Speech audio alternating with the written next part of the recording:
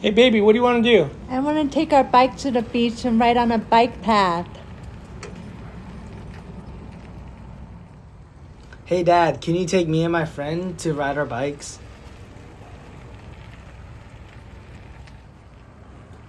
Hey honey, I'm gonna go ride mountain bikes with my buddies. I'll see you later. Woo! What a fun day riding. I'm hungry. You hungry? Let's go grab a burger. Hello and welcome to Random Things. This is Ty, and for this video, I am reviewing the OutfitR 2-bike hitch rack.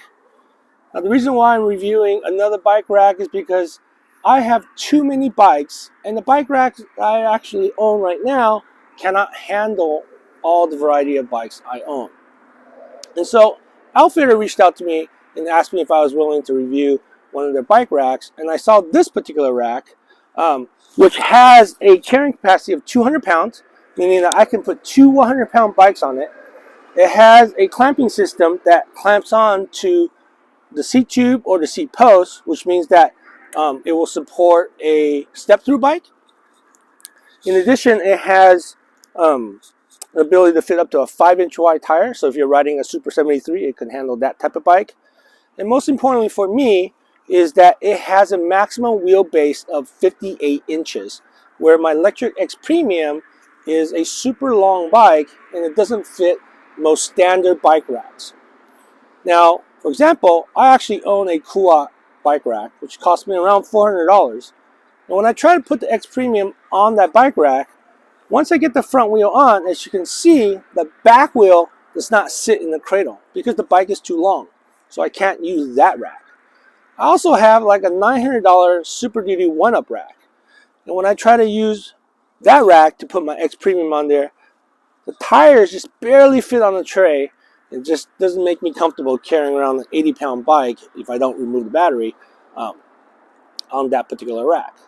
So when OutfitR reached out to me and asked me to review one of their bike racks, and I saw this bike rack on their list of bike racks available, and at an amazing price of under $250, I thought I'd give it a try. It was amazing that it can handle all the variety of my bike racks, or on my bikes, as you saw in the intro video. So spoiler alert, I'm really impressed by this particular bike with how easy it is to actually load into the 2-inch receiver, and how easy it is to actually load the bikes onto this rack. Now, this rack does not come with a ramp, but that's okay because there's actually a trick on how to load heavy e-bikes into these cradles. You don't actually need to huck it into these cradles. In addition, this bike rack was incredibly stable driving down the road with two heavy e-bikes mounted or loaded onto the rack.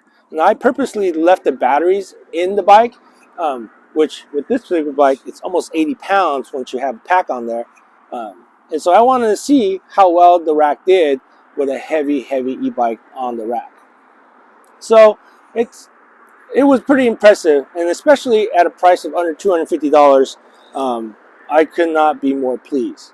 So let me get into the video and show you how to insert the rack into the receiver, and then how to load the bike, as well as what it looks like transporting it.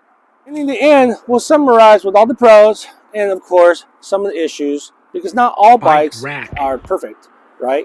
And so I want to be transparent and just be candid with you so that you hear the pros and the cons.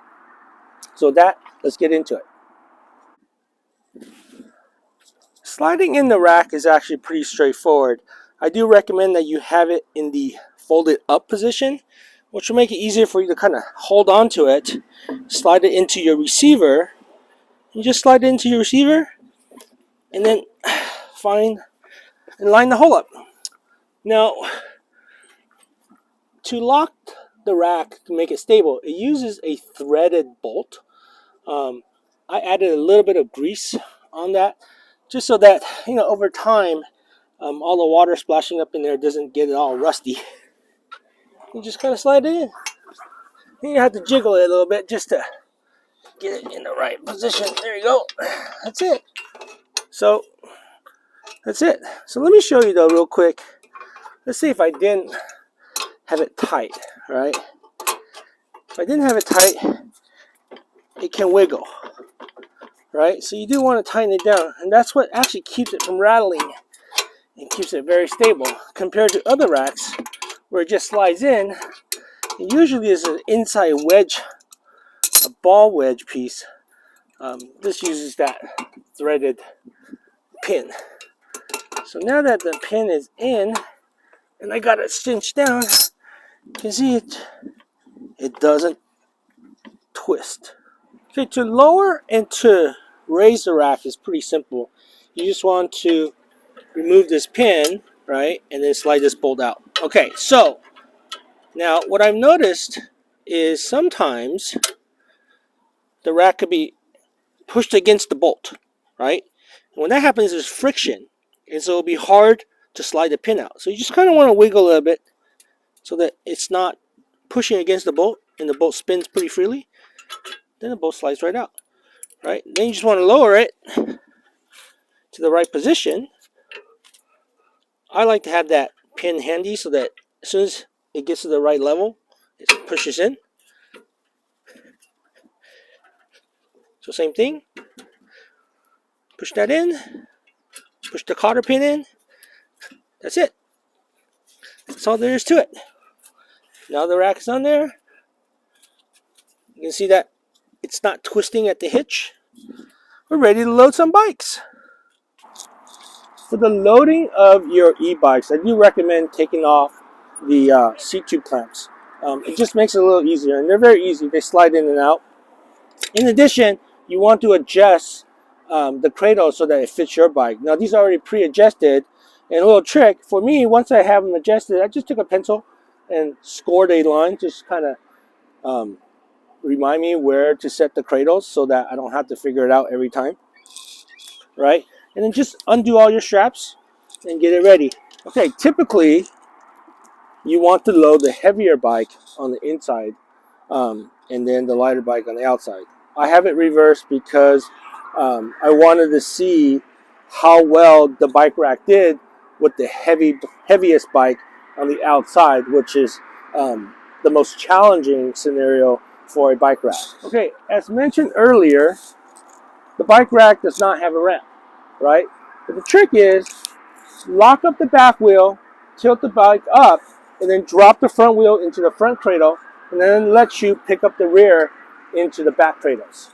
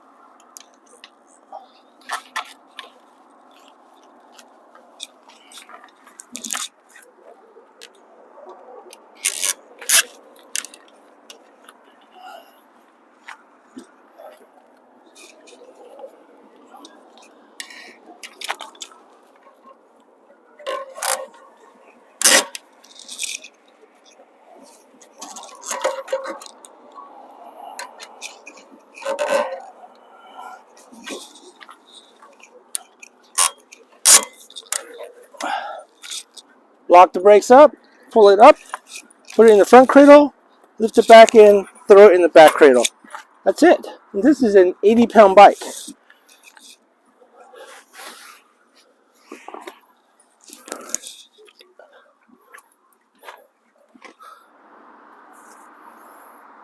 So that's how easy it was to load the bikes, and it's ready to hit the road.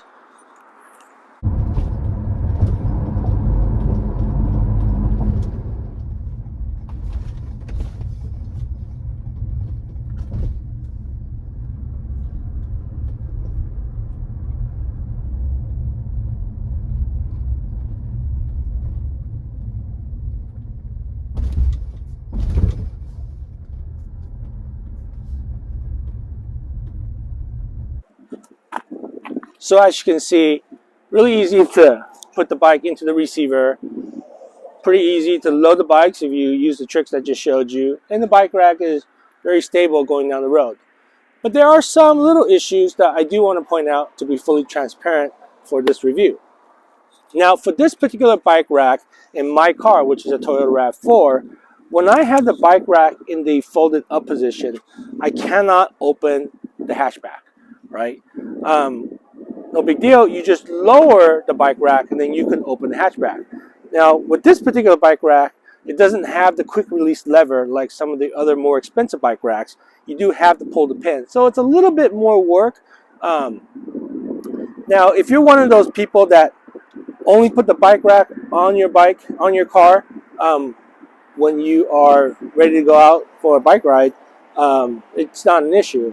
Me, I'm one of those that once I have the bike rack in my receiver, I tend to leave it there because I ride so often that there's no point in pulling it on and off, right?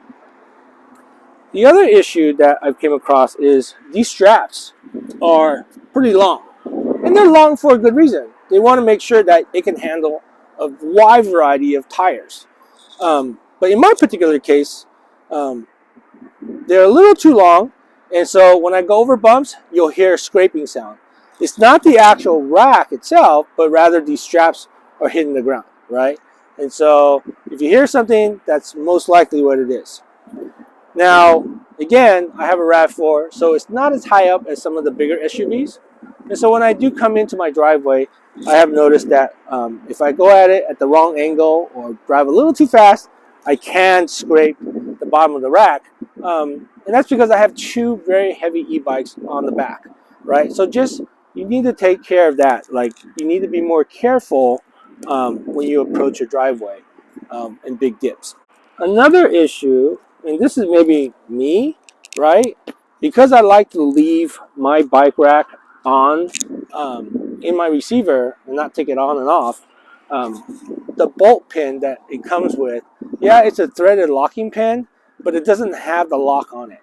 I would prefer to have the one with the lock on it, and I think OutfitR has one on their website that you can actually purchase and not just have the one with the cotter pin.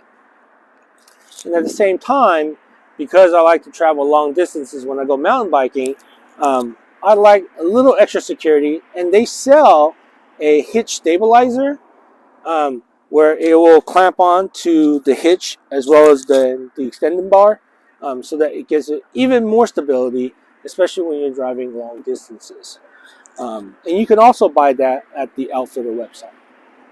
And so those are some of the minor issues that I've come across. But again, for a bike rack under $250, you really can't beat it. It is a true value for the money.